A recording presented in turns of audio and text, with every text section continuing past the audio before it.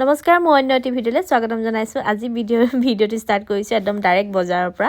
ল'ৰাটোক স্কুলত থৈ আহি বজাৰ কৰি যাওঁ বুলি সোমালোঁ আৰু ইমান ধুনীয়া ধুনীয়া জিৰণীয়া মাছ দেখিছেনে, একদম ধপধপাই আছে মাছকেইজনী। তাৰে এজনী লওঁ বুলি ভাবিলোঁ কাৰণ আজি মাছ খাবলৈ মন গৈছে, গতিকে মাছ ল'লোঁ। আৰু ইমান ৰাতিপুৱা বজাৰ কৰিবলৈ গৈছোঁ বুলি টোপনিও লাগি আছে, গতিকে একাপ চাহ খাই লওঁ বুলি বজাৰৰ ভিতৰতে বহি গ'লোঁ চাহ খাবলৈ। আৰু পিছফালে দেখিছেনে খাচী মাংস, আৰু এনেকৈ খাচী মাংস দেখিলে কোনে থাকিব পাৰে হয় নাই কওকচোন। মইতো বহুত ভাল পাওঁ। আৰু এইফালে চাহকাপ খাই লওঁ, মানুহজনে বজাৰ কৰি আছে কিবাকিবি, মই চাহ খাবলৈ বহি গ'লোঁ। আৰু এয়া ঘৰ আহি পাই গ'লোহি।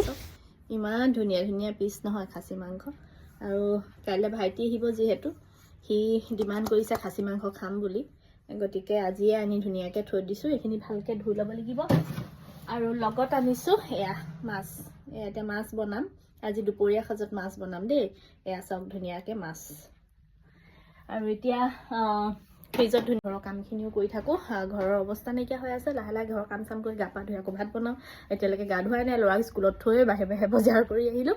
আৰু এতিয়া ঘৰত ভাত চাত বনাই মেলি লওঁ। আৰু ভাবিছোঁ আজি মাছেই বনাম বুলি। আৰু বতৰটো দেখিছোঁ মোৰ বহুত কাম আছে, অকণমান কিবা ধিমি আছে বতৰটো, ভাল লগা নাই। তো অকণমান ৰ'দত বহি লৈছোঁ আৰু কাম চামখিনি কৰি লওঁ। এনেকৈ দিনটো চলি থাকে।